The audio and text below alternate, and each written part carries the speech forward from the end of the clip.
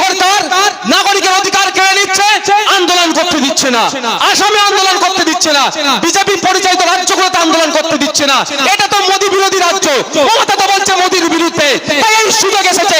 মমতা তো বলছে বিজেপির বিরুদ্ধে, তাহলে আমরা সবাই একসাথে বিজেপির বিরুদ্ধে ব্রিগেড ময়দানে যেতে চাই। মমতা কেন আটকাচ্ছে ভাই?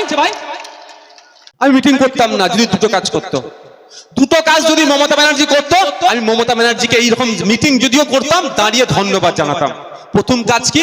বিধানসভায় এই আইনের বিরুদ্ধে একটা রেজুলেশন আনতে হবে যে পশ্চিমবাংলা সরকার এই আইনকে বিরোধিতা করছে, ওই রেজুলেশন পাস করাতে হবে।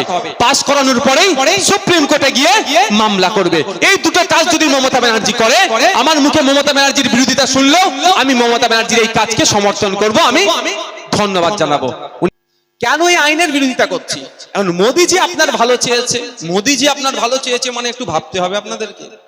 মোদি আপনার ভালো চেয়েছে, শুভেন্দু অধিকারী আপনার ভালো চাইছে, মানে ভাবতে হবে আপনাদেরকে।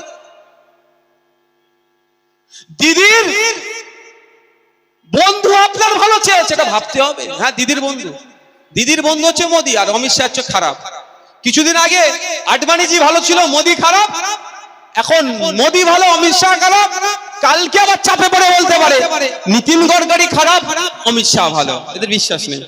তাই দিদির বন্ধু আপনার ভালো চেয়েছে মানে একটু ভাবতে হবে। হাতির দাঁত দেখাচ্ছে এক আর খাচ্ছে এক, কেমন ভালো চেয়েছে একটু শুনুন। আগে একটা 1995 সালের আইন ছিল, সেটাকে চেঞ্জ করেছে এরা। 1995 সালের আইনে বলা ছিল ওয়াকফ সম্পত্তি নিয়ে কেউ দুর্নীতি করলে তাকে 2 বছরে জেলে রাখা হবে। আর মোদি আপনার ভালো চেয়ে ওইটা 2 বছরের জেলটা সরিয়ে 1.5 বছর হাঁটিয়ে দিয়ে মাত্র 6 মাস জেল করছে। মানে কি, যত পারিস তোরা ওয়াকফ সম্পত্তি লুটে নিয়ে 6 মাস জেল খাটার পরে কি সম্পত্তি, বুঝতে পারছেন? এই ভালো, কেমন ভালো চেয়েছে মোদিজি আপনাদের জন্য একটু জানতে হবে। আগে ছিল ওয়াকফ সম্পত্তি থেকে যে রেভিনিউ আসবে, মোতাওয়াল্লির মাধ্যমে যে ওয়াকফ সম্পত্তি রক্ষণাবেক্ষণ হবে, যে রেভিনিউ আসবে তার 7% ওয়াকফ বোর্ডে জমা দিতে হবে।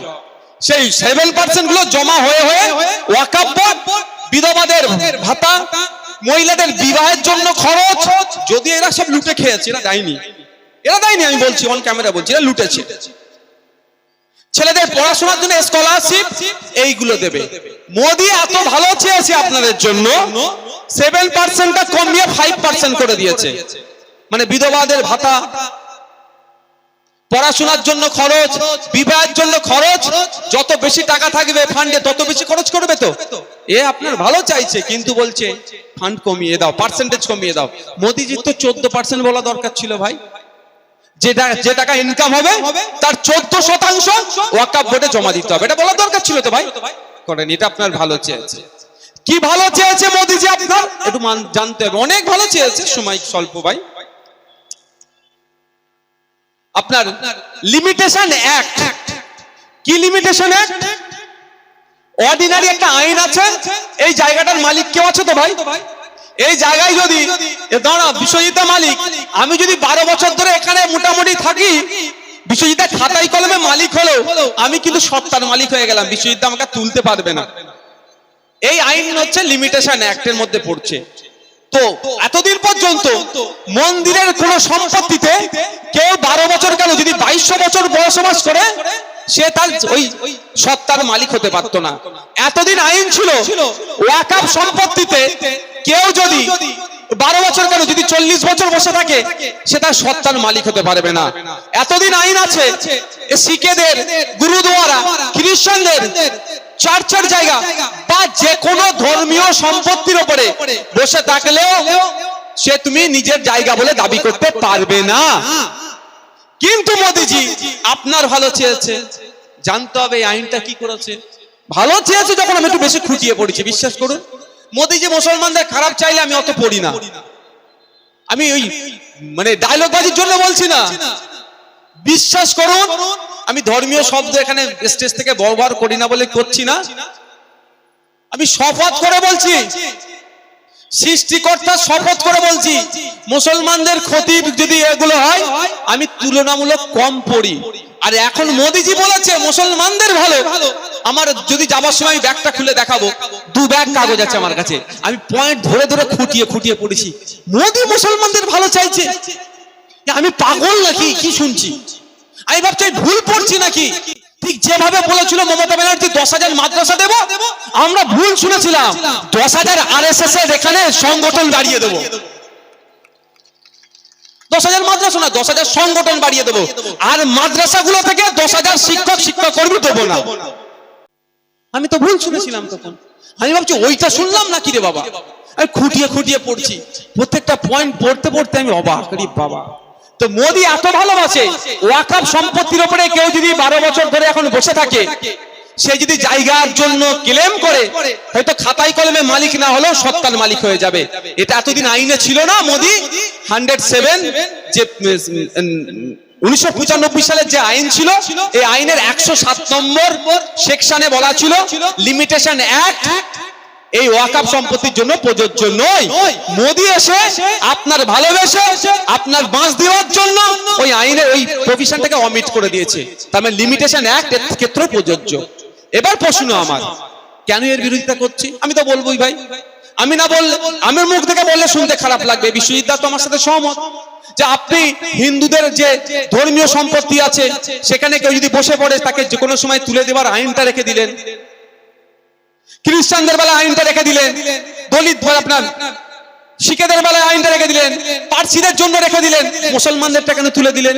তোর তো সংবিধানের 26 নম্বর আর্টিকেল, সংবিধানের 14-15, সংবিধানের 25-26 আর্টিকেলে আঘাত দেওয়া হচ্ছে না, তার জন্য তো বিরোধিতা। এবার শুনুন, কেন আপনি কেন বিরোধিতা করব? আচ্ছা বলুন, একটা আইন নিয়ে এসেছে এর মধ্যে, এই আইনে বলা আছে যে আপনি ওয়াকফ করতে গেলে 5 বছর প্র্যাকটিসিং ইসলামের মধ্যে আপনাকে থাকতে হবে। ভয়ঙ্কর কথা। কিন্তু মুসলমানদের ইসলামের মধ্যে কেউ প্র্যাকটিসিং কেউ নন প্র্যাকটিসিং মুসলমান এরকম কোনো ব্যাখ্যা আছে? এরকম ব্যাপার নেই তো যে প্র্যাকটিসিং না মুসলমান হলে জানাজা পড়া যাবে না, ওকে দাফন কাফন করা যাবে না, ও জানাজায় শরীক হওয়া যাবে না, ব্যাপার আছে কিছু?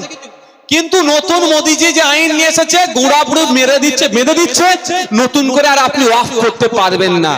আইন আপনার জন্য বলছে উপকার হচ্ছে, কিন্তু নতুন করে আর ওয়াকফ করতে পারবেন না। কেমন? 5 বছর আপনাকে অনুশীলনের মুসলমান হতে হবে। প্র্যাকটিসিং এর বাংলা আমি যদি বলি অনুশীলন, মানে বুঝতে পারছেন? এবার আপনি ধরুন না ওয়াকফ করতে চাইলেন সম্পত্তি, আল্লাহর নামেও করতে পারেন, আপনার ছেলের নামেও করতে পারেন। ওয়াকফ তো বিভিন্ন ভাবে করা যায়। আর যারা বলছে না ওয়াকফ মানে সব আল্লাহর সম্পত্তি, এটা ভুল কথা বলছে ভাই, এটা ভুল কথা বলছে। ওয়াকফ 2 রকম হয়, ওয়াকফে লিল্লাহ, ওয়াকফে আওলাদ। আমি আমার ছেলের নামে ওই জায়গাটার কথা যদি বলি, আমি ওয়াকফ করে যাবো এই জন্যই, যদি আমি এই জায়গাটা আমার ছেলের নামে করে দিয়ে যাই, কালকে ছেলে বিক্রি করে দিতে পারে, তাহলে আমার পুতা এই জায়গা থেকে আর যে রাজস্ব বলুন, সরি রেভিনিউ বলুন, পাবে না। আর যদি আমি অফ করে দিয়ে চলে যাই, আমার ছেলে আর বিক্রি করতে পারবে না। ইন ব্যবসা করবে, যা হবে আমার ছেলে খাবে, ছেলের অবর্তমানে পোতা খাবে, পোতার অবর্তমানে তার ছেলে খেতেই থাকবে। বুঝতে পারছেন? এইভাবে অনেকে অফ করে। যাক, কি বলছিলাম? 5 বছর প্র্যাকটিসিং ইসলাম হতে হবে আপনাকে। আপনি এবার কার কাছে যাবেন? ওয়াকফ বোর্ডে যাবেন। আমি ধরে নিলাম ওয়াকফ বোর্ডে গিয়ে বললেন আমি এবার ওয়াকফ করব আমার জায়গাটা। ভালো কথা। আপনার মুখের দিকে তাকিয়ে বললো, কে? পিয়ারুল সাহেব। উঠে দাঁড়াও। বললো হ্যাঁ। আবার ওর ছেলের জন্য বা মেয়ের জন্য, ছেলের জন্য ও ওয়াকফ করবে। ও অ্যাডভোকেট পিয়ারুল সাহেব? বললো হ্যাঁ। সিইও যিনি ওয়াকফ বোর্ডে থাকবেন, মুখের দিকে তাকিয়ে বললো কই, আপনি তো ঠিকঠাক নামাজ পড়েননি, আপনার কপালে দাগ নাই কেন? আপনি ঘরে যান। পিয়ারুল ঘরে যে কপাল ফোপাল ছিঁড়ে ছাড়ে দাগ করে আসলো, ছিঁড়ে ছাড়ার পরে দাগ হয়ে যাবে। এসে বলে সাহেব দেখুন আমি 5 বছর ধরে নামাজ পড়ছি, আমার কপালে দাগ। ঠিক আছে, এইবারে 29টা রোজা ছিল, তুমি 27টা রোজা রেখেছো, 2টো ছেড়ে দিয়েছো, হবে না। আবার 5 বছর পরে আসবে, যদি একবার রোজা ছেড়ে দিয়েছে, তাহলে পিছনের 5 বছরের স্বপ্ন তো গেল। মানে এই ধরনের ফিতনা তৈরি করবে। আমি বোঝানোর জন্য বলছি, তোমার দাড়িটা ঠিকঠাক হচ্ছে না তো, গোপটা একটু বড় কেন, বোঝানোর জন্য বলছি। মানে আপনাকে বলবে আপনি ইসলামের যে নির্দেশনা আছে আপনি মেনে চলেননি, 5 বছর ইসলামের পুরো নির্দেশনা আপনাকে মেনে চলতে হবে। পারবেন?